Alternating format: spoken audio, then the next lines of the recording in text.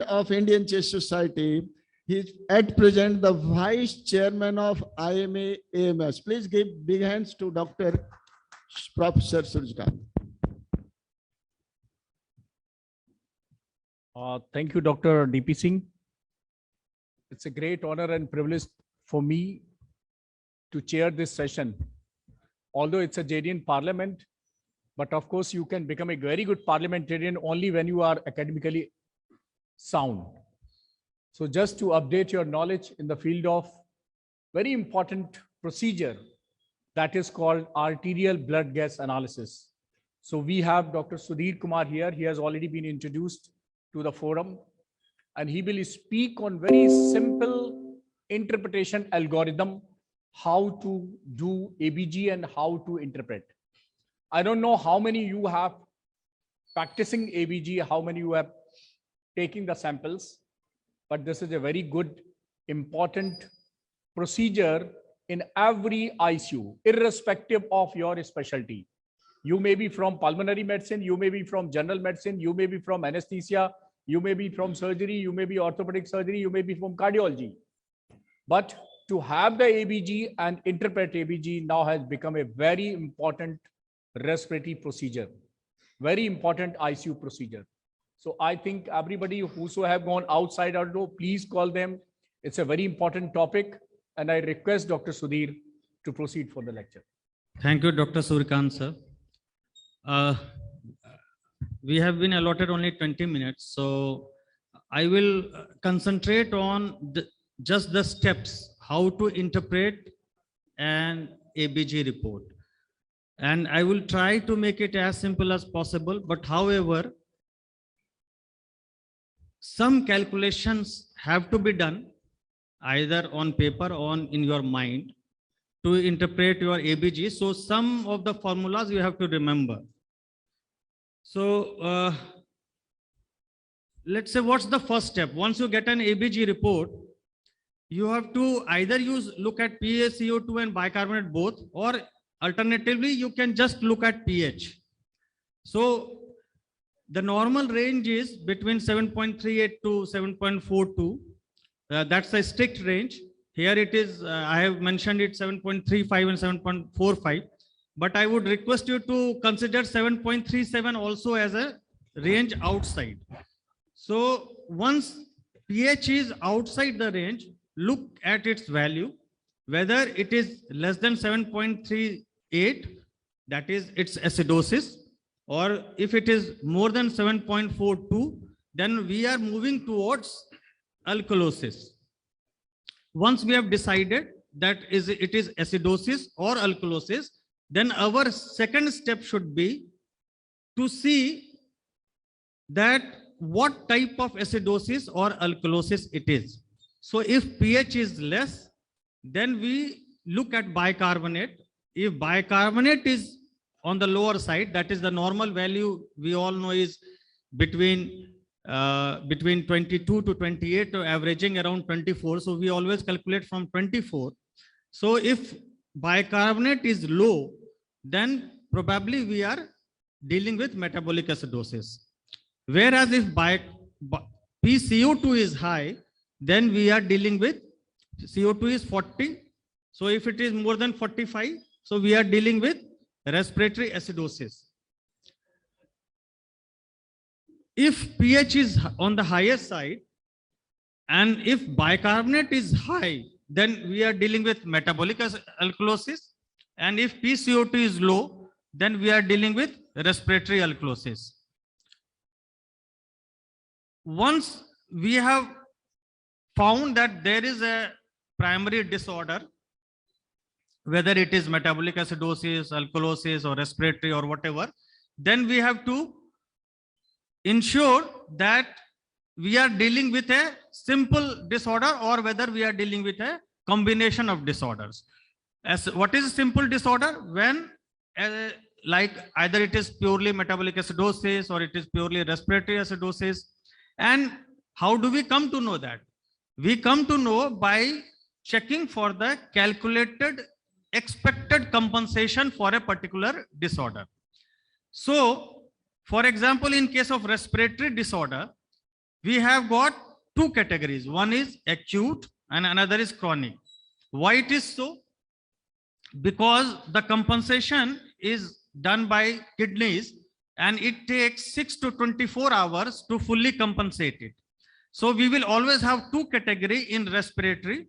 One is acute category and another is chronic category.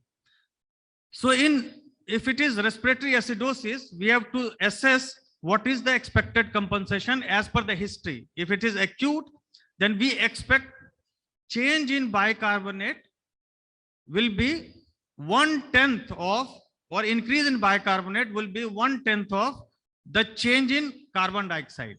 That is, let's say if carbon dioxide has gone to 50, then the bicarbonate change will be 25, from 24 to 25, just one.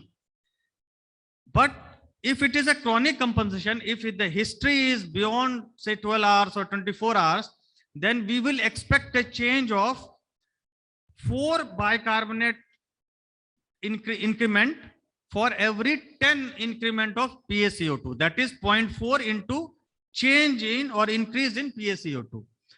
For respiratory alkalosis, in acute respiratory alkalosis, we expect a fall in bicarbonate as an compensation by 0.2 multiplied by fall in PaCO2. So let's say if the fall in PaCO2 is 10, that is 30, then we expect fall of bicarbonate from 24 to 22 by simply multiplying it by 0.2, that is 10 into 0.2. Similarly, in chronic respiratory alkalosis, we will have more fall in bicarbonate, and that is 0.5 into change in PaCO2.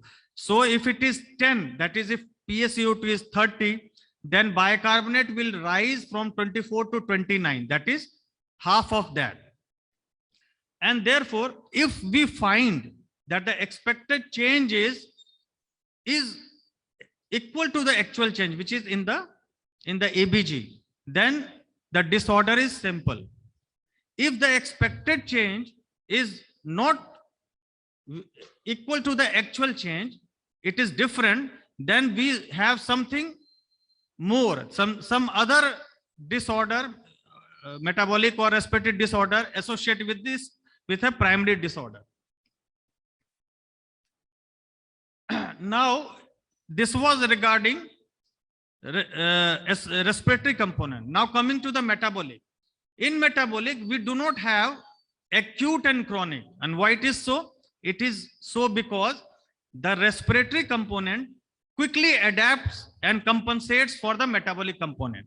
So the patient either quickly hyperventilates out and ventilates out carbon dioxide within minutes or hours, or the patient goes into hypoventilation and tries to retain carbon dioxide. That also occurs within minutes to hours. So here we have got only single formula. That is, if there is metabolic acidosis, then PaCO2, which should be there, is equal to the actual bicarbonate. Actual bicarbonate will be low in metabolic acidosis. So expected PaCO2 will be actual bicarbonate plus 15. That is the simplest thing to remember. Instead of multiplication factor 1.5, I will remember it by this. Bicarbonate plus 15. So let's suppose that carbon dioxide, bicarbonate is, let's say in acidosis, it is 20. So what is expected PaCO2 here? It is 20 plus 15. So PaCO2, which ideally should be 40 on room air, should be 35 in compensation. And if it is so, then we are dealing with simple disorder. Similarly, in metabolic alkalosis, there is increase in bicarbonate. So let's say if the increase in bicarbonate is by 10, so from 24 it is 34, then change in PaCO2 or rise in PaCO2 would be by 3/4 of that. That is 7.5. So if bicarbonate in metabolic acidosis is 34, then PaCO2 will be 47.5. From 40, it will rise to 7.5. It will become 47.5. So by this, there is exact compensation. And if the actual PaCO2 is equal to the expected PaCO2 in a metabolic disorder, then we are actually dealing with a simple metabolic disorder. If it is different, then there is some other disorder associated underlying the primary disorder. So if actual change is more or less than expected, the disorder is mixed. And compensation follows same direction rule, meaning thereby if bicarbonate falls and it leads to metabolic acidosis, then the compensation of carbon dioxide will also fall, but the direction will be same for compensation.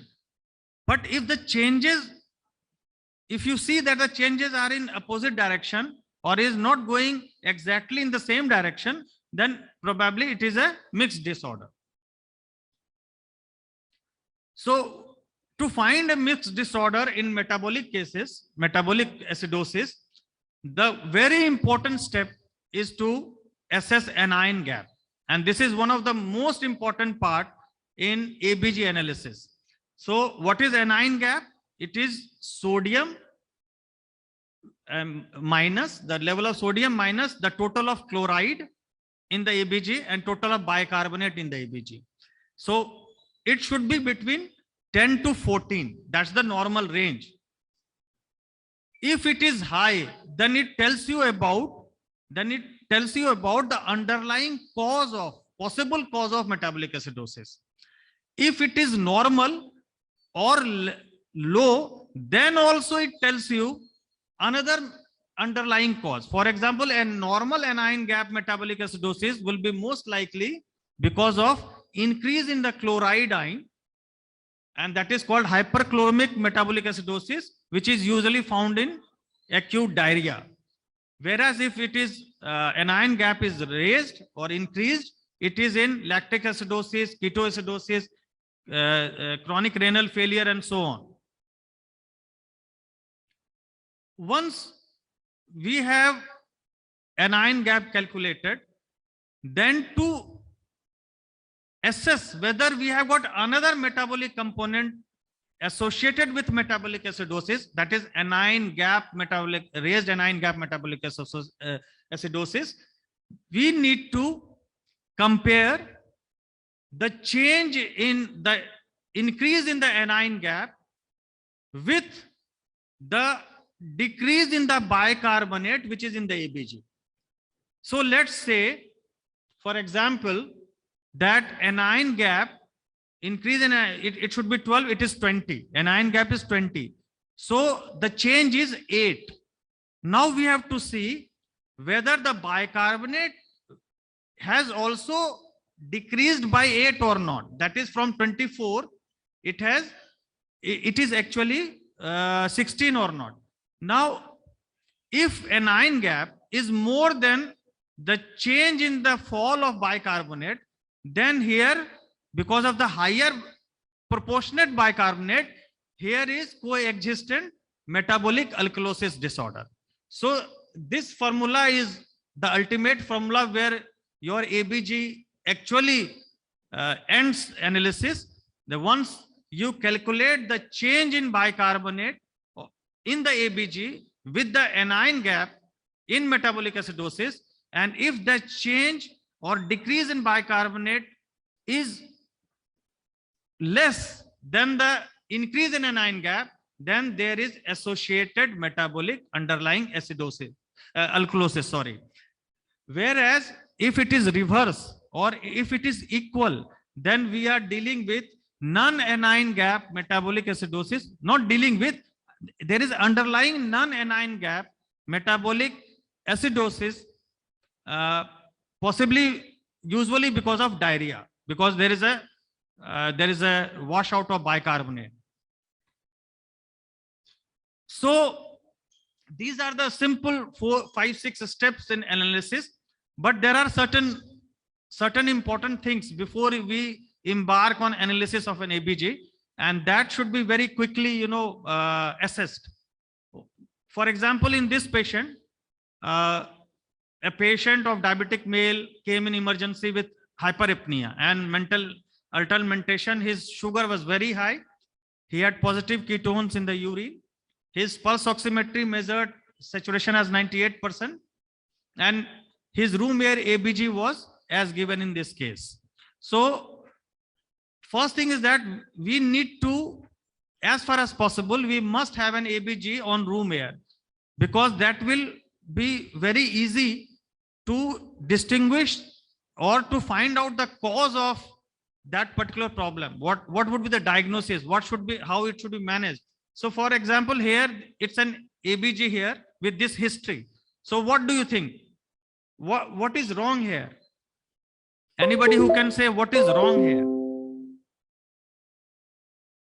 Okay, so the first thing is that we have to assess whether the arterial blood gas report is from artery or not. So here, this is from a vein. So we have to, as far as possible, reject the report of a venous blood unless and until we are very sure that it doesn't really alter your diagnosis. So always ensure that the sample is arterial and not venous, and it can be correlated with your pulse oximetry and the oxygen level. If the oxygen level is less than 40 in your ABG, and if SpO2 is normal, then possibly then most likely it is the venous blood. Second is this case. Now here we have got an ABG report with this background. Now, is there anything wrong in this report? So the second formula is that you must add CO2 and PO2. If CO2 and PO2 in your ABG report is more than 140 on a room air, you must remember, always analyze on room air. So if it is more than 140, then there is something fallacious with that report, because it cannot be more than PO2, has to be around 100, that is the maximum, and a normal PCO2 is 40, and in a normal patient it cannot be more. In an abnormal patient, if the PCO2 is rising on room air, then oxygen has to come down. So the combination, the total of that cannot be more than 140. So quickly see whether this total is less than 140 or more than 140. Now the third thing is, quickly see what is your on room air, what is the PaO2 level. If it is more than 115, your report is wrong, because PaO2 on room air cannot be more than P alveolar O2, and P alveolar O2 is in a normal individual is 100 to 105. It is between 100 to 105. So if it is more than 110 PaO2 on a room air in any patient, then you must, as far as possible, reject that report. There is something fallacy in the oxygen measurement in that report. So it should be PaO2 should never be more than P alveolar O2. Now, this is another example. How do we assess also by formula whether this ABG is compatible? Compatible means whether this ABG is sound and as per the formula, and it is not a wrong ABG report. So we have to decide on this formula. We calculate hydrogen ion, and then we see whether the calculated hydrogen ion is tallying with or matching with 24 into PaCO2 by bicarbonate. So how do we calculate? Here the report is wrong. Why here this report is wrong? Because the pH is alkalosis, and both bicarbonate and PaCO2 is showing acidosis. That is, there is respiratory acidosis, there is metabolic acidosis, and pH is alkalosis. This can never happen. So this report is wrong, and this can be further verified on this modified Henderson equation. So how do we calculate hydrogen ion? So this is a very simple formula. You calculate it like this, that you start with 6.9. Remember that value. On 6.9 pH, the hydrogen ion would be 125. Now, for every fall in rise in pH by 0.1, there will be fall of hydrogen ion by 20% of the previous value. That is, at 7, it will be 20% less of the 125, which will be around 100. At 7.1, it will be 20% less than the 100. So it will be 80. So similarly, it will go to 64, 52, 40. At 7.4, it is 40. In initial days, I used to remember like this, 7.4, so 4 say 40. So that's how I used to remember. Okay? Normal is 40. Then you come by 20% of 40 would be 8. So at 7.5, it becomes 32. And so it becomes 25 and 20. So in this way, you can calculate that formula and see whether the ABG report is correct or not. So now another thing is, no ABG report is complete without electrolytes. This is a case where I have assessed why treating a patient without electrolyte can be very detrimental and even lead the patient on mechanical ventilation. So no ABG is complete without electrolytes, and therefore you must have an electrolyte report along with ABG. Finally, the history. You must have a history, complete history of the patient. And also you should have complete blood counts, renal function test, liver function test, and if there is a history of infection, and also your vital parameters, whether the patient is hypotensive, what is his peripheral perfusion. So all this history should be available to you before you make an attempt to properly manage the patient on the basis of ABG. Finally, here is a last case. I would like you to, if you can try to attempt it. Here is a patient who is insulin dependent diabetic with several days of vomiting, who developed diabetic ketoacidosis. And here is the ABG. pH is 7.18, carbon dioxide is 38, oxygen is 70, bicarbonate is 15, sodium is 140, potassium is 5, and chloride is 90. So how do you approach this patient? What is the primary defect here? What is the primary defect here? Respiratory or metabolic?